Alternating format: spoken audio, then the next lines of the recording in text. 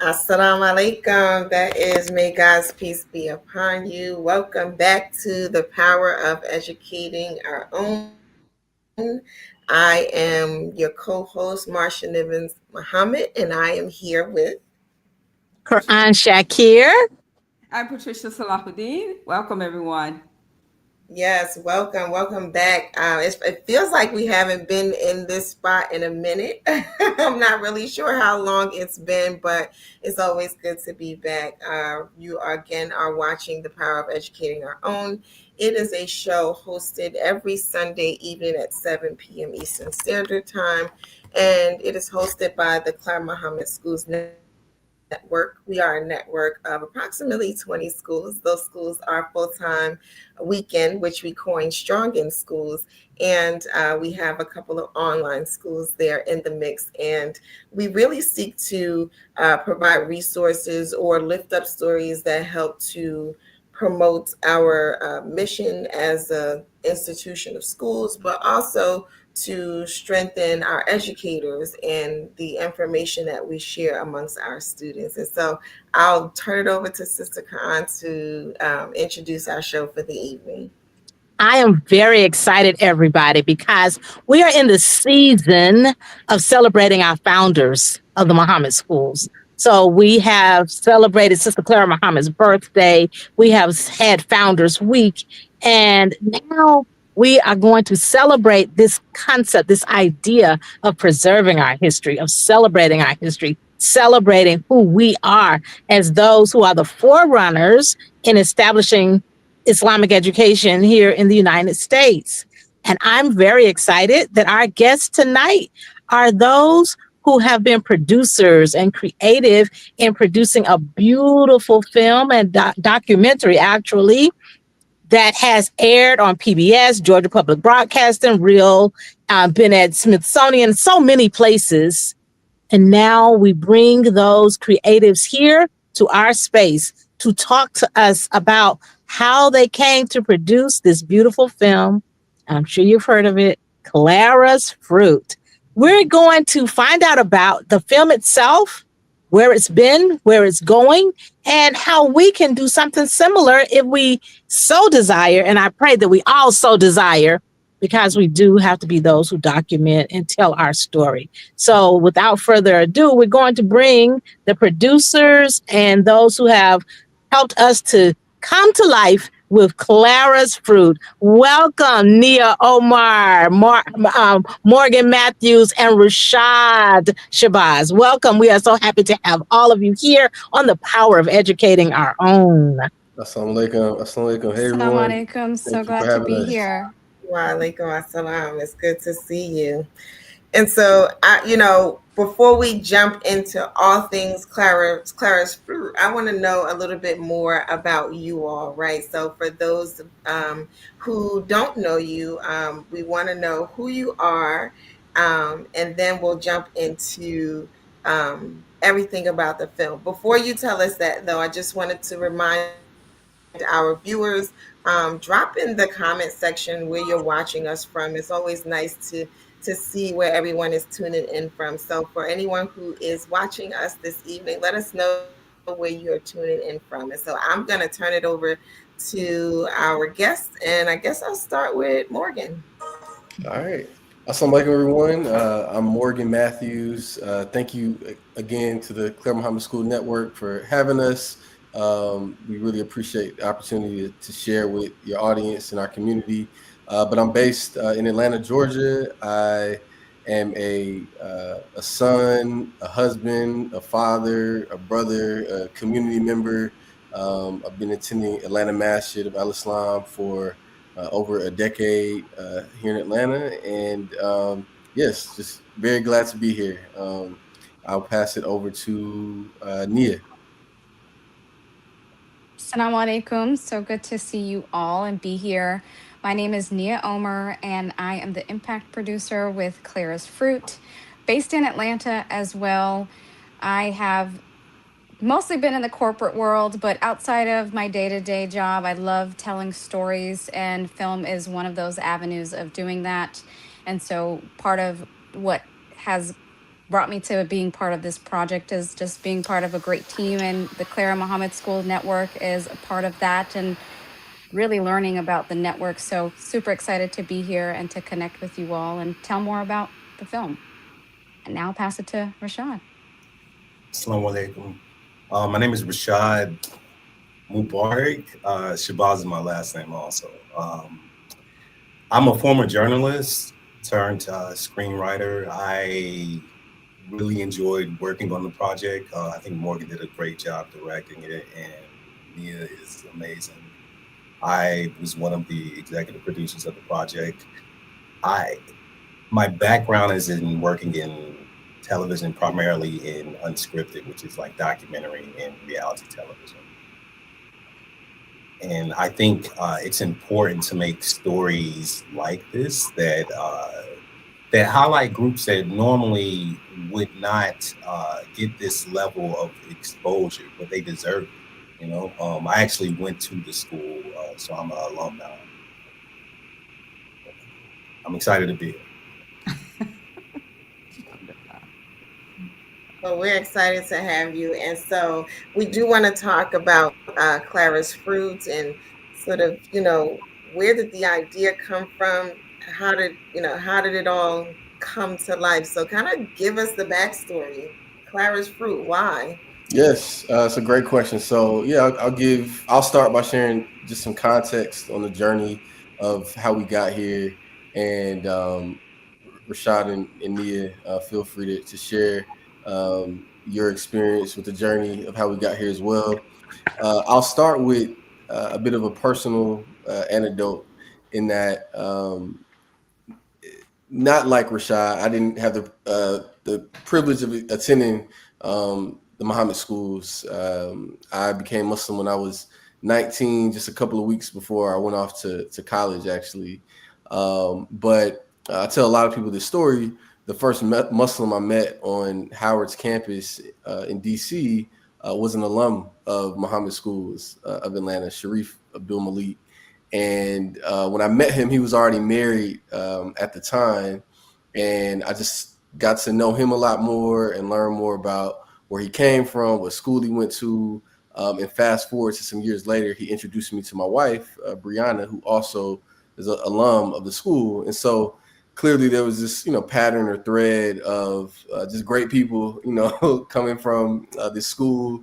And, when I became a filmmaker, as a storyteller, the things that you want to bring to life are things that you tend to, ponder over a lot or obsess with, or things that you just can't let go of asking questions of why or what or how. And so we lived in California for some years, but when we moved back to Atlanta, everything just started happening, I'd say, in divine timing, as life does happen in divine timing. So I met Nia at work, actually, and she had shared this grant opportunity from this organization, the Islamic Scholarship Fund. I had never heard about the Islamic Scholarship Fund, and she was like, "Hey, if you have any idea in mind, this grant may be something you want to apply for."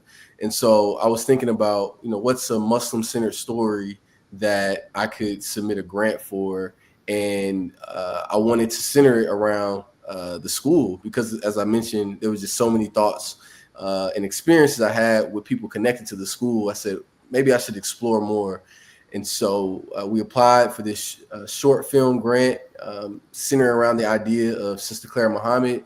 And in the space of documentary, you're learning about what you want to say as you're making it, right? And so in that process of learning, I brought on Rashad as one of the executive producers, this other sister, Aida Aliyah Rashid, Love, Soleil, Nia. So we started forming a team, and in that forming, we started doing research. So I spoke with a number of people in the Atlanta community, but even extended, such as starting with Sister Quran. I can remember a number of conversations of me just calling Sister Quran, talking for like an hour or two in the evening, her just, really helping me think about what it is that we can say or what we can explore. And then from there, alhamdulillah, things just started happening. We started, putting forth the effort of how to bring the film to fruition. But we also leveraged a lot of community support, to make that happen. So that's the background of how the story, how it started. And there's so much more that comes after that chapter. But that's how things kicked off. Anyone else wanted to share? Nia, you're on mute. You're on mute, Nia. I'll more than happy to jump in as chair as well. And I mean, this is a testimony of just community building. And, even though I didn't necessarily have a film idea, in my back pocket, and seeing that this opportunity was available and sharing that with Morgan, and Morgan being able to be willing to take on somebody on the team who was really interested in the project too, because me as a first generation Ethiopian American, a lot of people didn't really know about Sister Clara Mohammed, and I felt like it was my duty to kind of bring that realm into the African spaces that I occupied and the backgrounds that I, intersect with. And just telling Morgan after he got the grant, be like, hey, I want to be part of the team, and being able to be welcomed in and learn while I'm actually like building the plane as we're flying it, right? So I was learning and being able to learn from Rashad and from Morgan really kind of sparked my inspiration with just being around a team of other passionate people around a powerful story. And so I just want to say thank you for taking that chance on me. And it opened up to you all, the community that's even in Atlanta and broader has just been so open and open arms of willing to share their testimonies. And so that was pretty much a shoo-in as to why I wanted to be a part of it and get connected and broaden my understanding of the Muslim experience that sometimes can be limited in a small network like the Ethiopian community.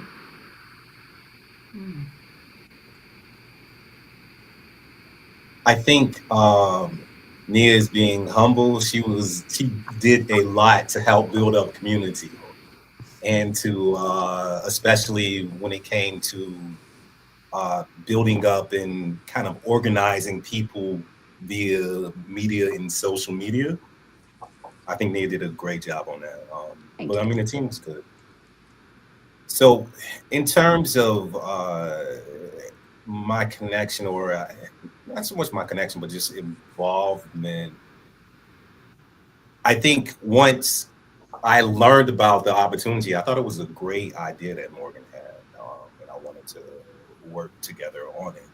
And from that point on, after I guess the idea was to a place to where it was more feasible, then we could schedule things and organize the people and the resources and everything. Of course, I had to ask my nephews. One of them is in the film. One of them was taking behind the scenes pictures. Friends, everyone. It's about, with an idea like this, people just want to be a part of it. Of course, we were fortunate enough to base a lot on what the other producers did. We were able to raise some funds to pay for things, but also there were people who came in to support us and worked at rates that they normally wouldn't work for because they thought this was an amazing idea. So I just want to acknowledge that, because I felt like a lot of people came in clutching in terms of helping us. That's amazing. And so I imagine that this took a lot of research, right? And so I'm curious to know, what was research like, right? Because we don't have Sister Clara Mohammed with us to kind of tell us how it went, right? So I imagine that you had to talk to several different people to kind of capture what it ultimately wound up being. Because here's the thing, right? When you're making these stories, these films, they wind up only being 15 minutes, but you get all of this information and you got to kind of condense it down. So tell us what research was like.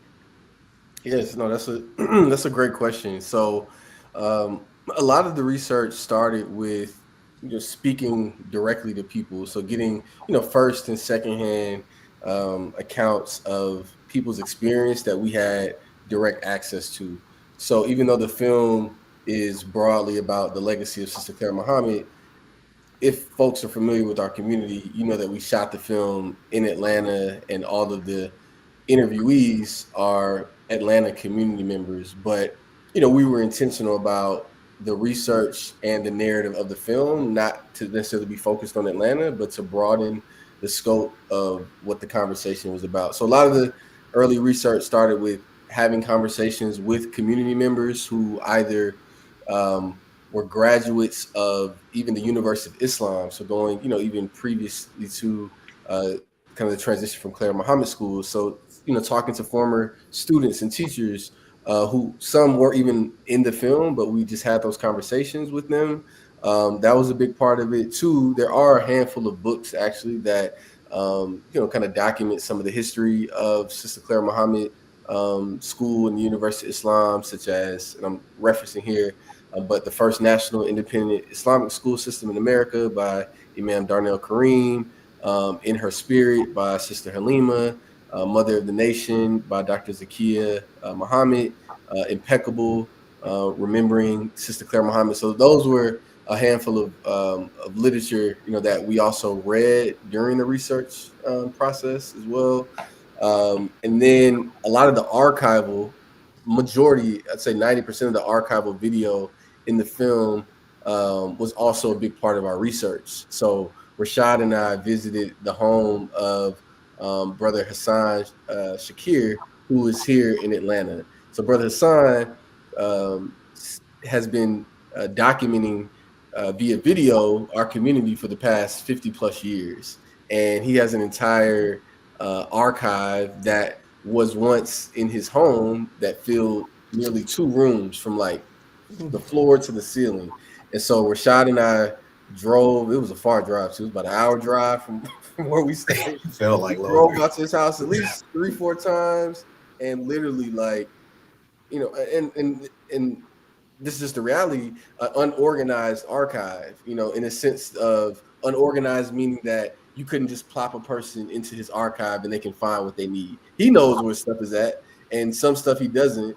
But that's the reality of, our community's, archive, right? We have an abundance of archive that, shameless plug, there needs to be more intentional investment and efforts in how we archive all that we've collected over the years. But long story short, we went to his home and he just said, kind of have at it, try to go find what you need for this film. And Rashad, you can speak to this as well, but we were literally going through boxes and just hoping that maybe a VHS tape said education on it. And so we pulled probably like 30 or 40 VHS tapes that had something written on it that said education or education conference. And then, we would take those back to my home and put them in a VHS player and watch it for hours and hours and try to, and so that we're doing research in that moment as well. So I made that a long-winded answer, but that's kind of the labor and the reality that went into not only the research, but what ended up going into the film as well. And I'm trying to figure out where you found the VHS player. So he loaned that to us. It wasn't mine. Okay. I don't have access to a VHS player. I was like, wait, I'm listening to you talk about it, and I'm like, yeah, this is interesting. Yes, we have all these archives around the community. I'm like, wait a minute, where did he find a VHS player? It was Brother Hassan's. He was like, you can take this VHS player too. So that's how it went down. That's awesome. That's awesome. Yeah. Dr. Patricia, did you have anything that you wanted to? I do, and I think that's awesome also. And I would love to liken that just to remind our listening audience that many of you have similar archives. And because we are part of an aging community, we have to look at what are we going to do with all these documents and how do we preserve them. So thank you for valuing it and even doing what you did to preserve this history. So that's awesome there. So just that shameless plug to our community to definitely collect those. Because I just saw something where someone had all these papers, and I know we've talked about how we went from um, the Muhammad Speaks to the Bilalian News to Muslim Journal, and they just shared some actual papers. And I'm like, wow, I lived through it, but I don't remember it. And to see it is so beautiful to see that. So now we look at your research, Morgan, Rashad, and Nia. We look at the research that you've done for Clara's Fruit. And I think it's very interesting that you have delved into a lot of interesting information. And, you know, as also a former journalist, I know we have to take an angle, right? And so you took an angle that was very different for this. And even the name indicates that. So sometimes when I'm talking to people, I help them to understand we're talking about the fruit of Sister Clara. So talk a little bit more about how you came to focus just on the fruit of Sister Clara. Yeah, and I'll try to be brief here, and I definitely want to hear Rashad and Nia response to this as well.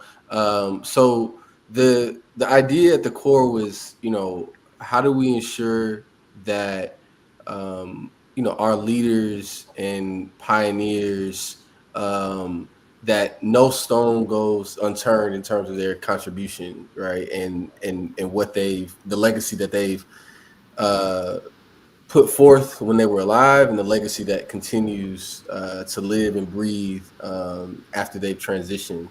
And because there isn't as much as we'd like, because I'm not going to say there isn't anything documented about Sister Clara, but I don't think for what she did and contributed to our community and to the world, the volume of what's preserved of her doesn't match what she actually did, right?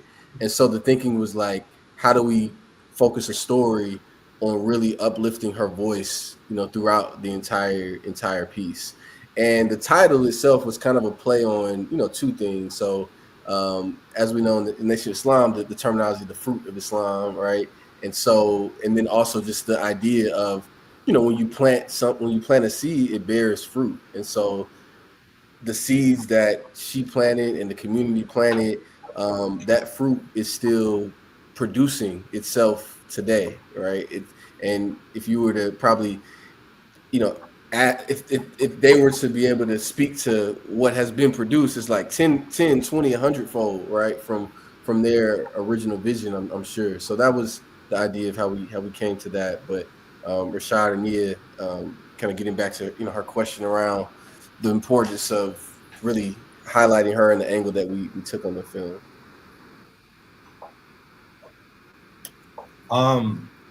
Yeah, I think with the idea, I think Morgan did a great job explaining it. It definitely was, to the best of my understanding, the initial idea of Clara's Fruit. That was Morgan's idea. It's a good idea. And I, just listening to you talk, I thought about one of the initial log lines that we were kind of workshopping. We were trying to take all of these ideas and translate it to something small and concise that explains the entire movie basically in about a sentence. In that way, if we can talk about what it is that we want to do that briefly, then it's so much easier to make it bigger than that. Versus if it takes us like 3 hours to explain the concept, we don't really know what we're doing with it. You know, it's organized, it's disorganized. Unfortunately, we were able to come up with a story that worked. But I remember one of the initial log lines that we were workshopping. It highlighted that this was a historical religious community. In addition to Sister Clara being an educational pioneer. So even though these things, they didn't make the final cut, but these kind of ideas, you know, kind of talking back and forth about what we should focus on, it helped us in, I guess, securing and making sure that we highlighted these individuals and people that, you know, are substantial to the story. Because as Morgan said, you know, a lot of people aren't familiar with this story. You know, I had the opportunity to, my mother in Jacksonville, where I'm from, she was a principal when I was a very young child. I always forget that I started at Muhammed Schools. I was in pre-K. But majority of my life I went to public school until I came up here to Atlanta in 12th grade. And one of the I guess one of the things that I try to remember is just how much that Sister Clara just impacted people nationwide. You know, there's so many people who have never heard of this story, unfortunately. And so, me growing up in Florida, I went to primarily the Imam Muhammad's community.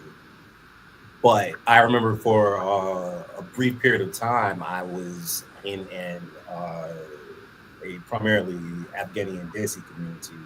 So I was with a lot of, if I want to say, directly immigrant people. And to this day, I have a lot of relationships in that community. And these people have no idea who Sister Clara Mohammed is.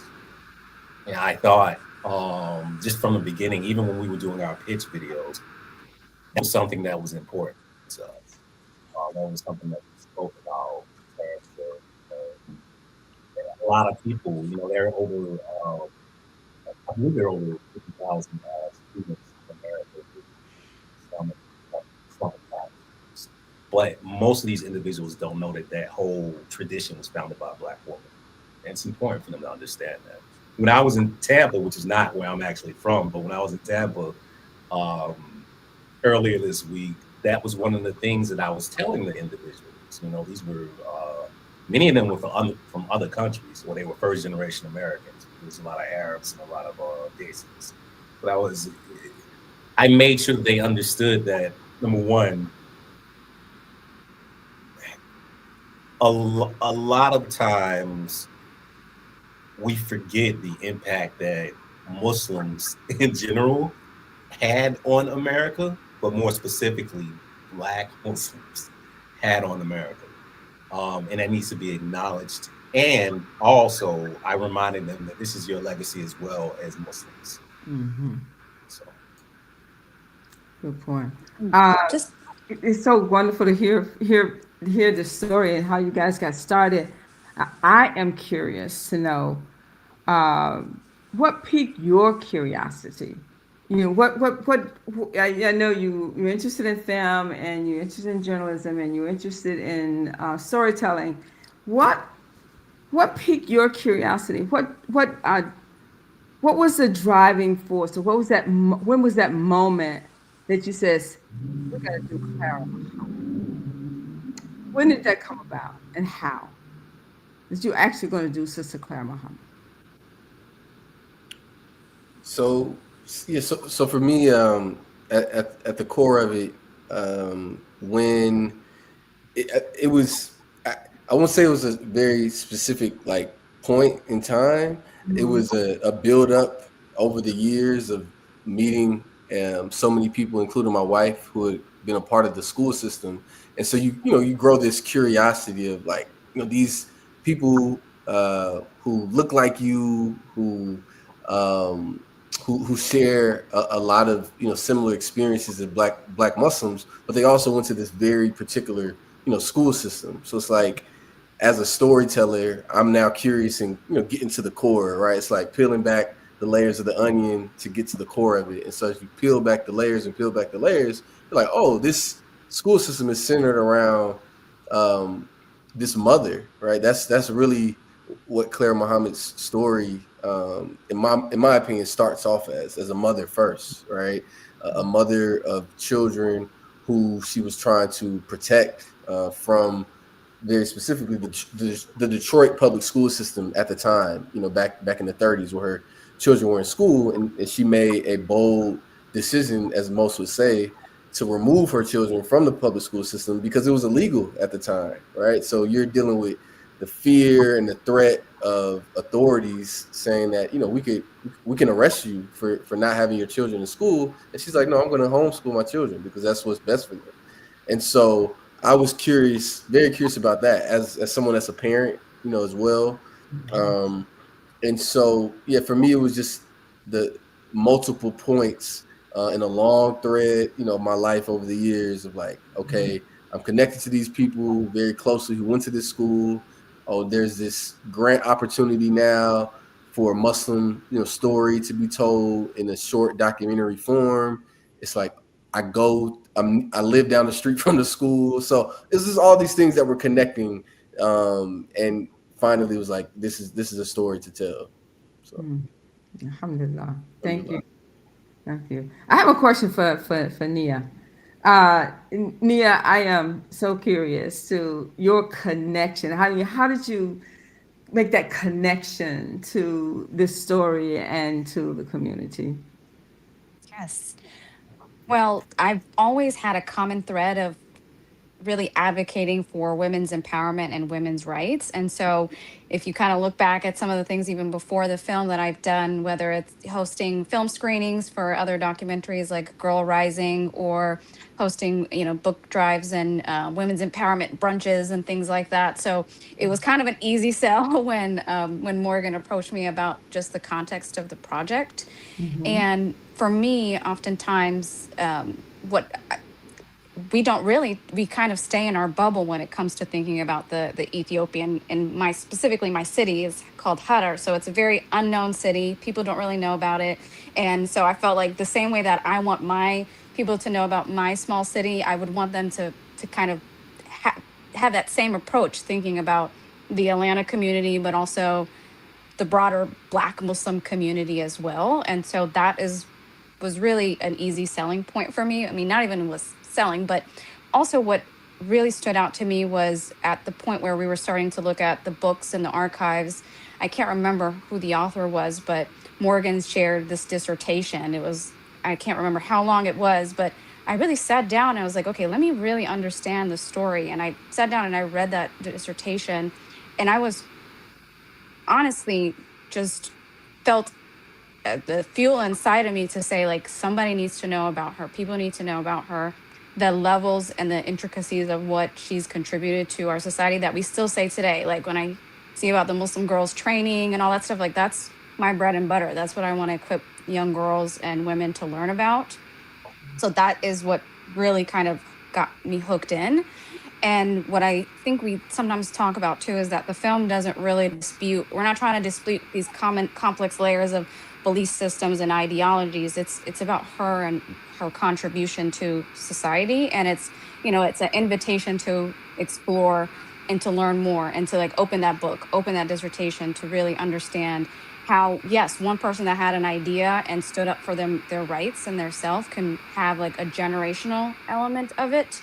And then just seeing you all and meeting and connecting with you all, and just how nurturing and welcoming you are, it made me say, like, we need to really bring our communities together. And that's kind of how I've got engaged, and I feel like I'm adopted by you all now. So so we're in this together.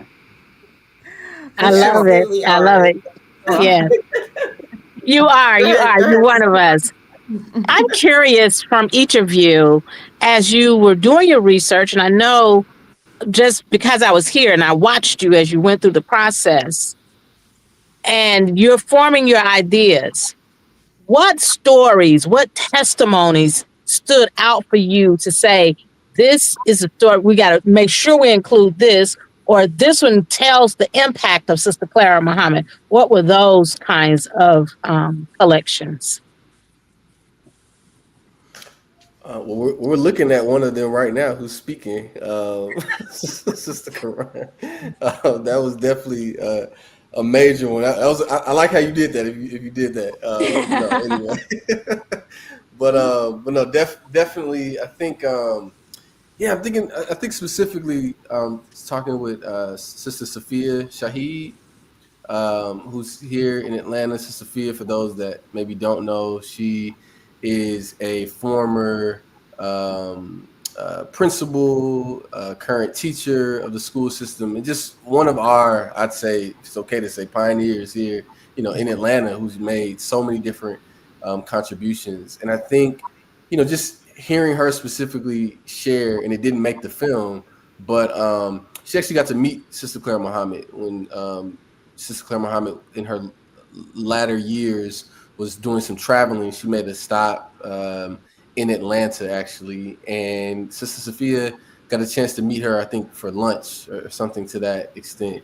And as she's describing Sister Clara Mohammed, in person, sitting across from her, just her demeanor and her presence and her this kind of regal, stoic, but also warm, nature about her in this petite, frame. All right, like those are the things that just stick with you. It's like, wow, like you get to hear these firsthand accounts.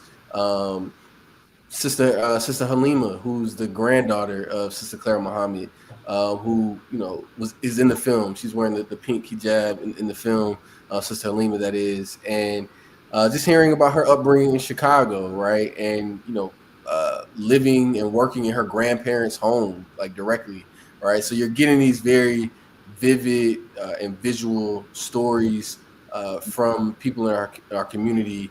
So those are a couple of things that definitely stand. I mean, there's so many, but those are a couple. Even talking on the phone with Imam Darnell Kareem for almost an hour, and I believe Rashad spoke with him as well on the phone. And yeah, just these are so many memories, so many memories. Early on in the impact strategy process, and really the impact strategy is about how can we engage audiences, inform them, and get them excited we were as we were doing our campaigns for crowdfunding. People were volunteering their own testimonies. People were submitting before we even had a full campaign of people sharing their stories, were reaching out to us, getting engaged, sending voice notes. So like hearing how excited and the marks that being at the schools left for them. We even had someone submit an audio of them, singing the school song, right? I know there's like a clip of a separate one, but just feeling that childlike and excitement nature from people who were even, a few degrees of separation in other states, and how they wanted to be engaged was really special to be part of too early on. Yeah, that's great. Go ahead, Rashad. I don't know. There were a lot of different moments. I can remember being on the phone trying to convince people that, hey, we're going to tell the story the right way, and it's going to be something that you will be proud of, that actually honors the community. One of the most impactful things to me that I had never thought about was Sister Quran, when she was being interviewed in the documentary, and she talked about how they were teaching the adults how to read and write because they were about 70 years up from emancipation. I had never thought about that, but that just made so much sense. But it was showing how they were transforming not just the youth's lives, but all of society. Mm-hmm. I thought that was extremely impactful.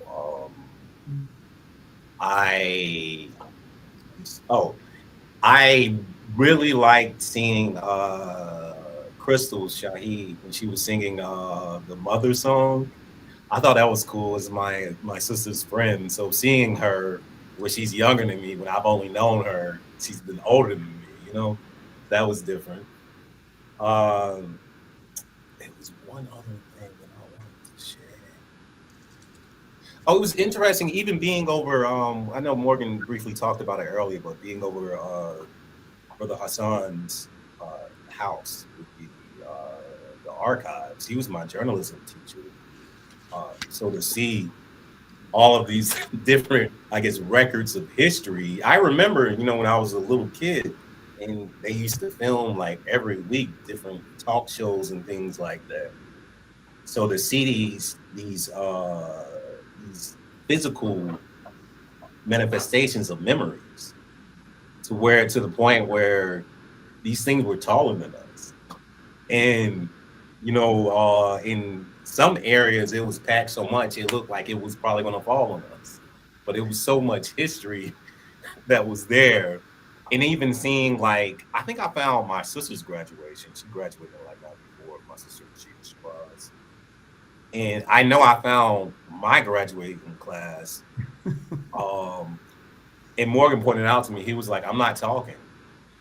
Which I didn't remember, So, I mean, it was one of many reasons why I didn't make the cut. And I was just like, oh, okay. But just being able to look at these things, I guess, from a different vantage point than what you remember. I thought that was important.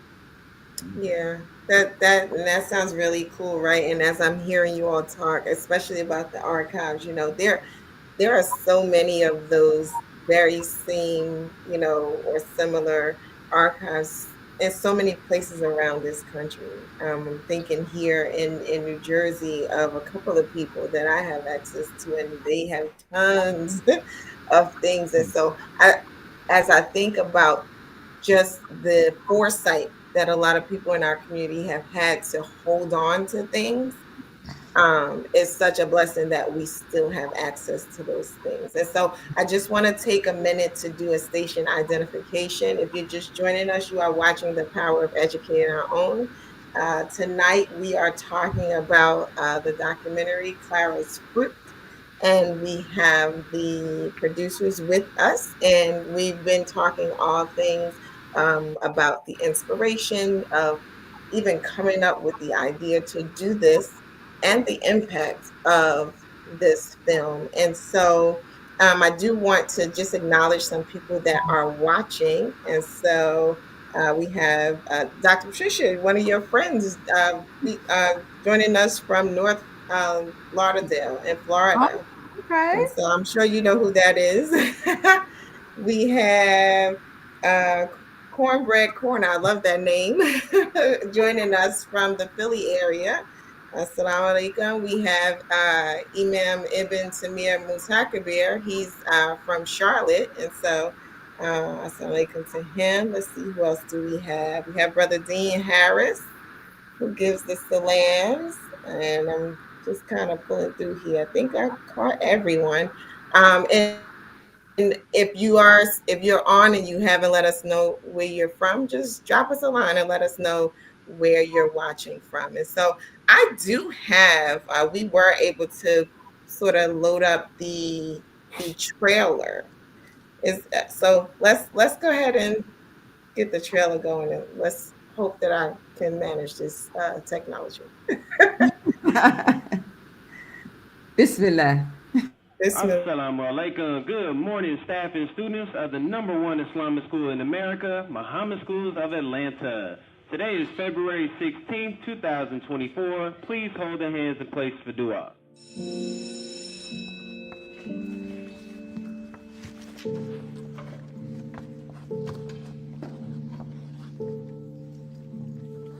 Assalamu alaikum. Being the principal of a private Islamic school, definitely has its challenges, but they're nothing compared to how the school system started. Nearly 90 years ago, a dream was planted by my great-grandmother, Sister Clara Mohammed.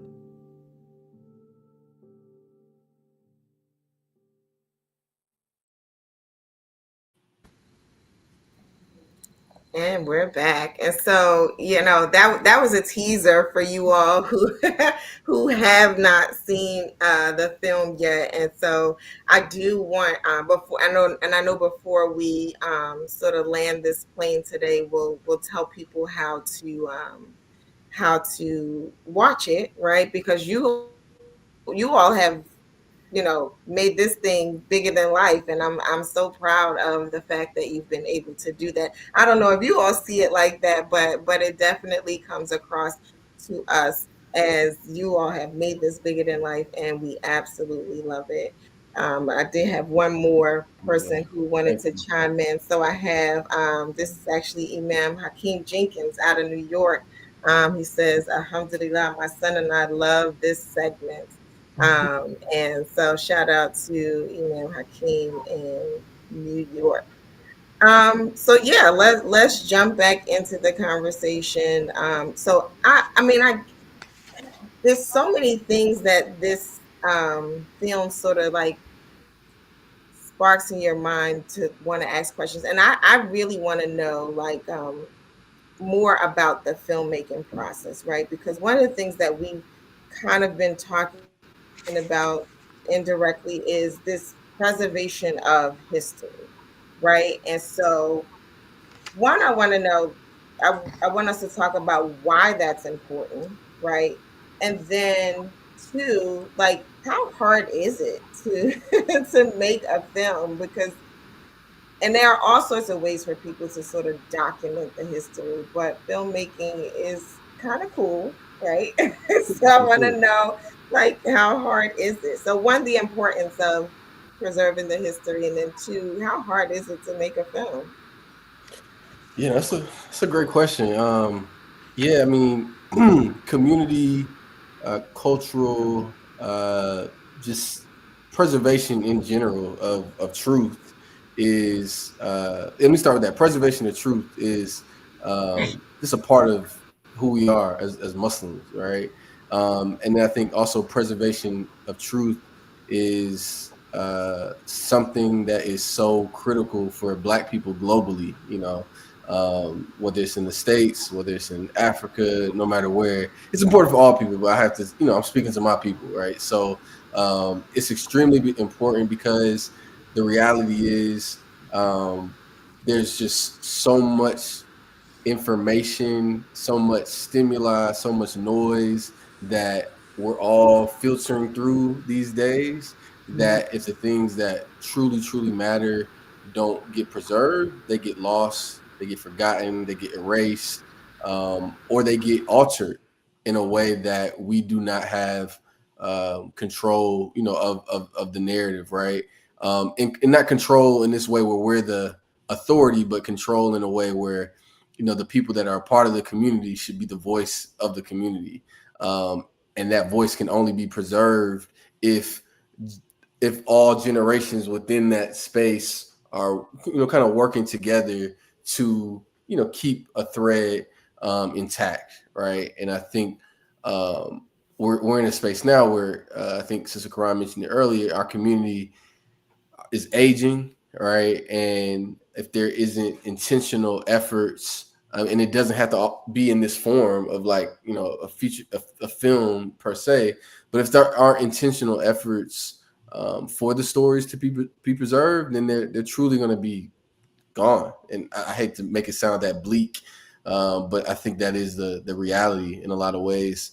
And then on to part two, I think in terms of yeah, filmmaking it's very fun. Honestly, it's like I get time. I don't really have a concept of time when I'm in the space of like creating and being an artist. And it's very fun.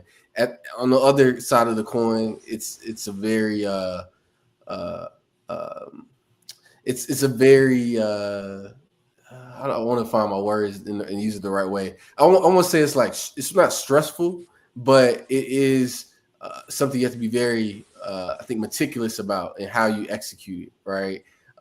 Depending on your taste and your style, just like a chef, right? There could be 5 chefs in the room that all are assigned to make a burger, and every burger is going to taste different, but they all making a burger. But Yeah. some person might take 30 minutes to make this burger, somebody else may take 5 minutes to make the burger. So I think we were Yes. just being extremely intentional about the art making of it all. Like, yes, we want to collect this information. Yes, we want to hit record and make sure we get everything, but we also want to be very thoughtful about how it looks, how it sounds, how it feels. So as you saw, there are these fictional moments that we have in the film that intercut with the documentary moments. We were really intentional about making Khalil, the principal of the school in Atlanta, be a part of the film because he's the great grandson of Sister Clara Mohammed, right? That's like a very unique thing from a bloodline perspective to say 90 years later, you're now a principal of the school that your great grandmother, who you never actually met, founded, right? That's powerful from an emotional perspective. But let me stop because I can go on for a long time and just keep going. So let me stop. Oh, And that's it. I would love to add too is, absolutely, oh, go go ahead. for it. No, you go for No, it. I mean, I always carry this testimony that actually Morgan you shared with me when we first started, which was a part of some advice that I think a professor gave you, which was, if, if you don't write your own stories, then you're given that's a permission for other people to tell that, and you are the best person to do that. We need to take ownership of our stories. Um, it's obviously paraphrased from the advice that your professor gave you that you cascaded to me, but I've always stuck with that. And then when you're thinking about the actual filmmaking process, there's the hyper creatives, Morgan, Rashad are those people. But then also when you're thinking about the producing standpoint, what happens pre-film, while you're filming, and doing all that, and then the after too. So really being intentional with creating, like, what do you want the story, what do you want the visuals to look like, creating these mood boards, and having that, like, that pitch deck, because other people, you have to be able to create buy-in for the people we're going to, right? I'm sure when Morgan approached you, Sister Quran, you wanted to know, kind of, at least have something to react to. So if I had to give advice, is really spend that time, at that front part, is really getting organized of what story you're trying to tell. And obviously there's room for, input and collaboration, but you have to be able to do that if you're doing crowdfunding. And I think we wouldn't have been able to do it if we weren't as clear when it came to the crowdfunding of what our goal is, what the money's going for, and creating the resources to put the film into action afterwards, so that it can live beyond, us being at, all the screenings and the events, but empowering the people to continue the story, and having resources and clarity in how you're communicating that is really, really important. Absolutely. And so I want our viewers to know where they can see this film. I mean, you all have had it in several different places, and significant places at that, right? So I want you to tell us about, where they can see it, and also like what that process was like, because you're going to tell it, but like PBS, that's like no small feat. So tell us Alhamdulillah. about those. Yeah, alhamdulillah. There are a few different places where you can watch Clara's Fruit. You can go to pbs.org online and search for Clara's Fruit. You can watch it there. You can go to clarasfruit.com, our website. You can watch it on the first page of the website.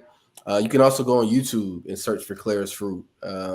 There's an entity called Real South that's a PBS affiliate that has a YouTube page. So there are three resources there for you to watch it for free.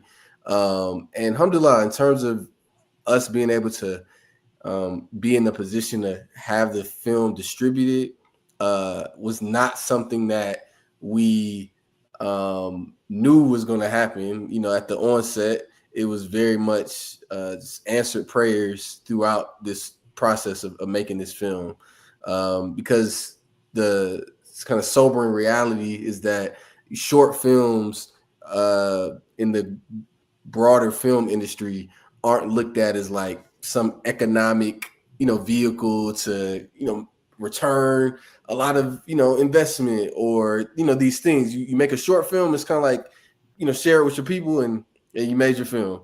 But for PBS to say yes to our project and reach out to us and say we'd like Clara's Fruit to be a part of this film, that actually came through a film festival. So we were a part of the Atlanta Film Festival.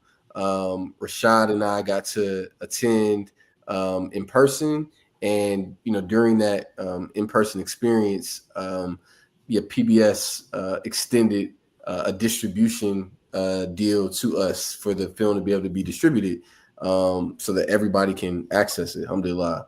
And yeah, so it was really, I don't want to say it was that quote unquote simple, but it was so many unknowns and non-guarantees. Like, it's not guaranteed that we get into a film festival.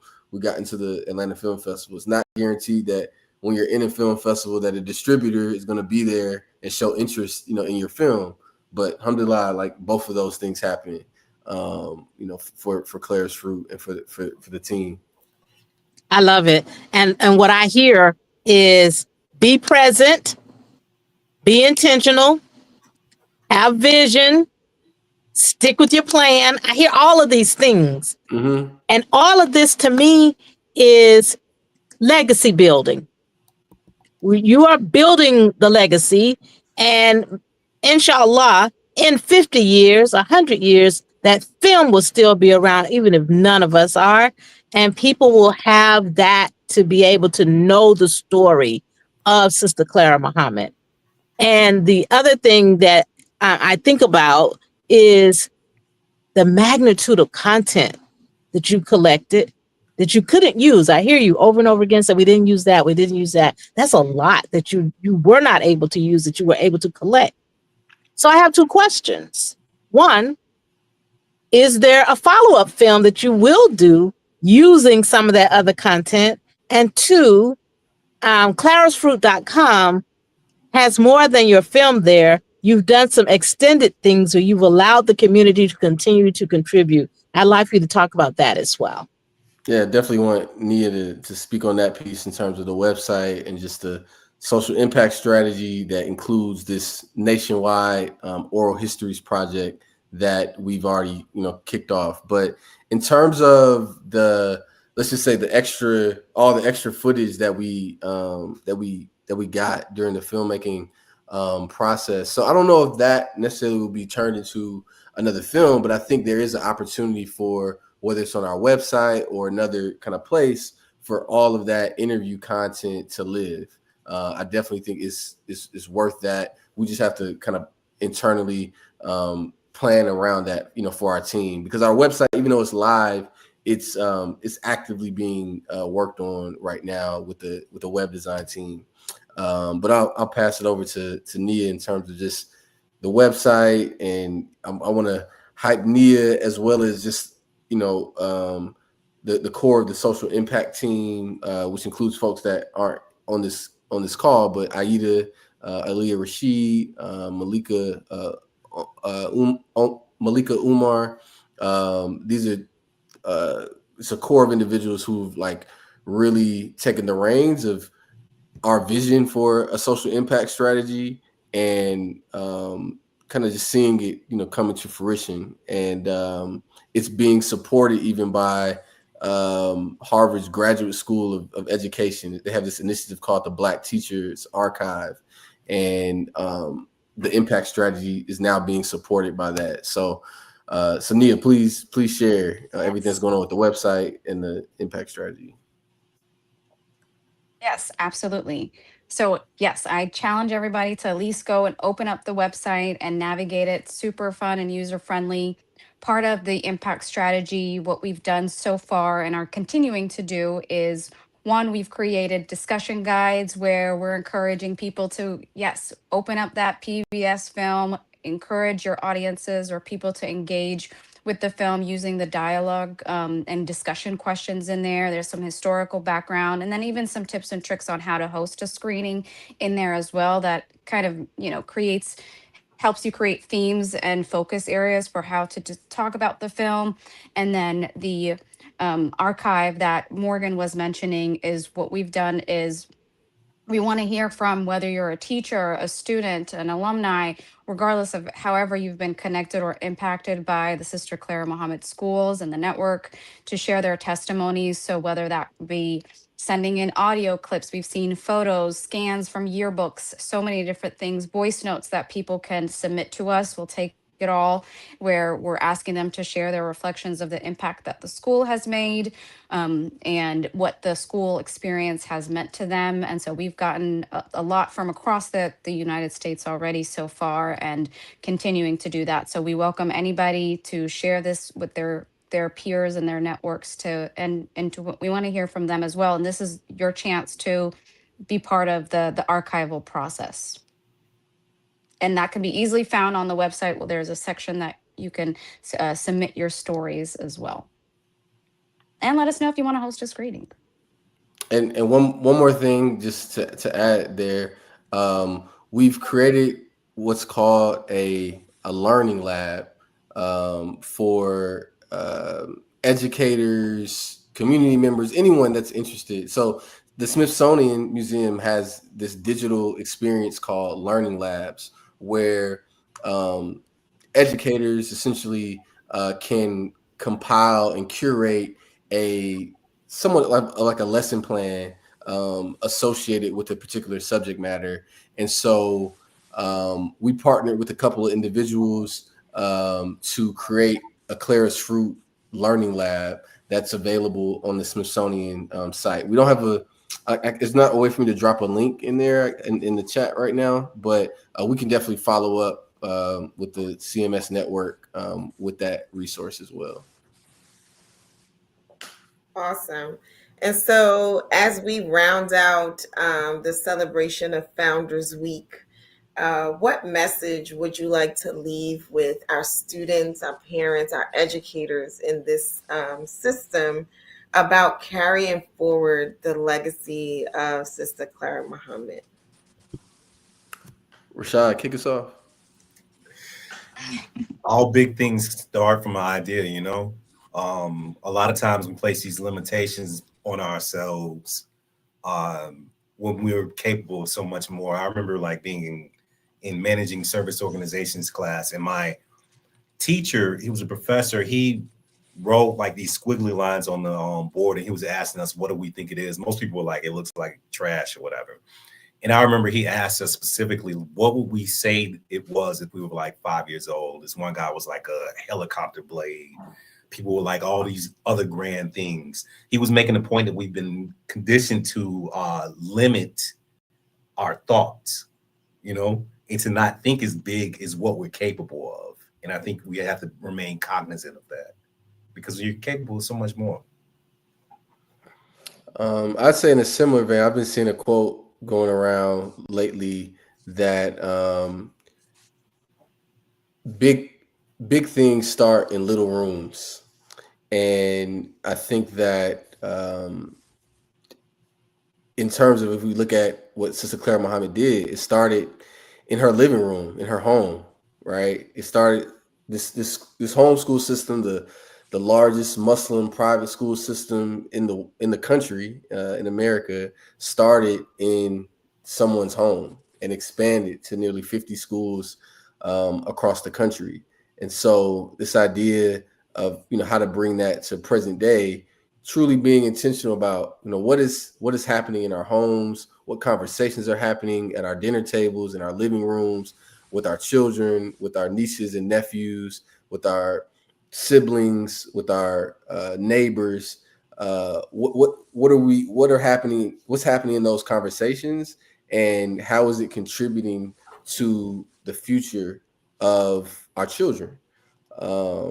I think that's what I want, you know, folks to leave away with, no matter what community, you know, they're associated with. And then in terms of speaking directly to our community, I think it's, you know, really boils down to, you know, what are we doing and what are we going to do to keep this train moving, you know, to keep expanding, to keep building. I've been a part of a few community-centered screenings, most recently in South Carolina. Sister Marsha was there as well. And there was so much just energy in the room after the screening and during the panel conversation around just what are we going to do to keep this thing going, right? And it's not just vision, but it's the follow up and the action, and that's the part.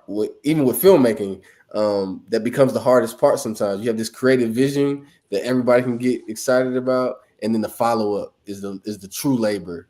All right, that's the true labor comes in the follow up, and not just the vision. But alhamdulillah, I think we're all encouraged, and this film is just a small part of how we want to, you know, contribute to things continue to go in that direction. Absolutely. And so, you know, this has been a wonderful conversation. The film is only, is it what, like 15 minutes? 15 minutes, yeah, just about 15 minutes, but the layers and the scaffolding that sort of can come from this 15-minute film and the impact from it is like far reaching. And so yeah.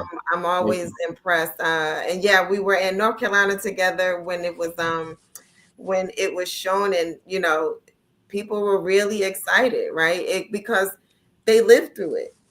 They lived through it, whether it was a teacher or a principal or a student. They lived through it.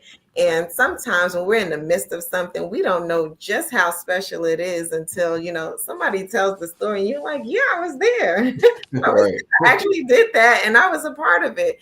So kudos to you all for being receptive to the inspiration that was given to you to put this forward. And we're encouraging our educators, our teachers, our school system to use this film right in your classrooms.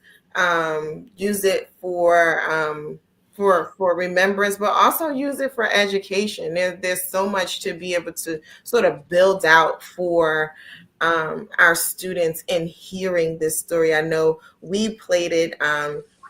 We have a Clara Mohammed Weekend School here in Newark, New Jersey, and so we played it for our students one day, and we did a Q&A session with them, and they were engaged. They were engaged, and they were asking questions, and they were giving commentary, and so there's a certain pride that comes with seeing the film and knowing that you are connected to it. Right. So again, thank you all for what you've done with this, and we're looking forward to some more. And I don't know what some more looks like. Yeah, we are too. We are If too. you have any projects that that you sort of have in the works, let us know. Let us know what those are.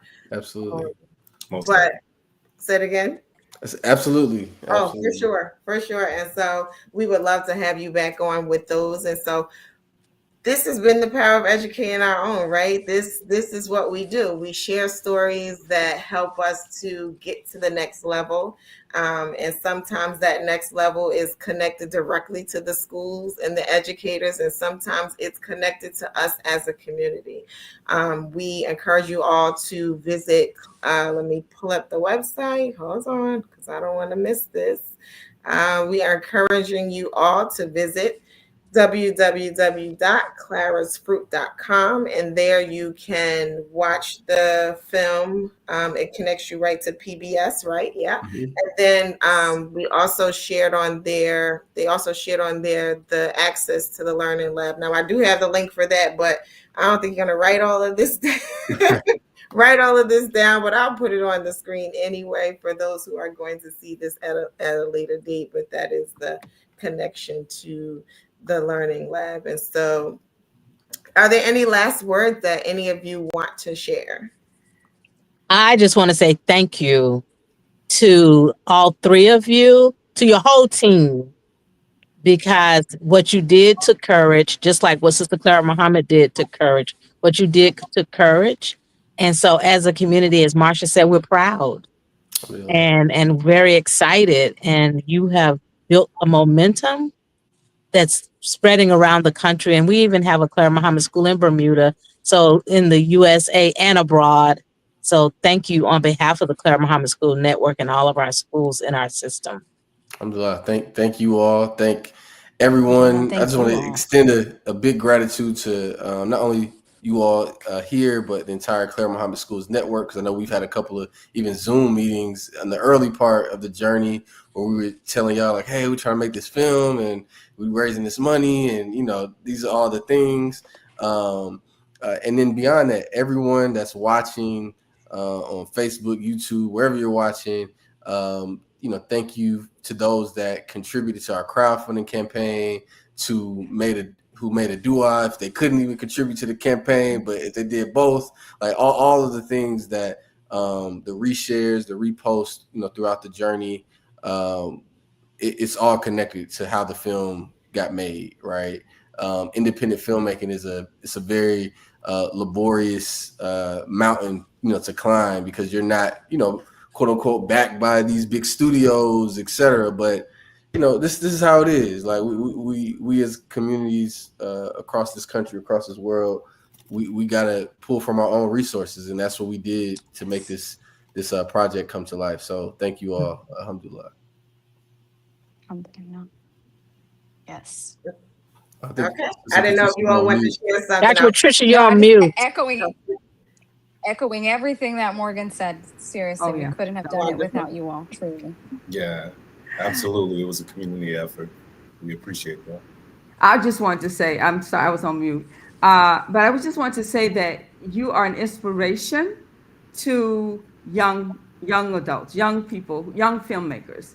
And I have a grandson who's interested in film, and he's constantly asking questions, and he seems like he's interested in telling somebody's story. But you've told the story of Sister Clara Mohammed, and that's an inspiration to those young filmmakers out there, because you're still very, very young, and and you did it, and so continue to do it, and may God continue to bless you.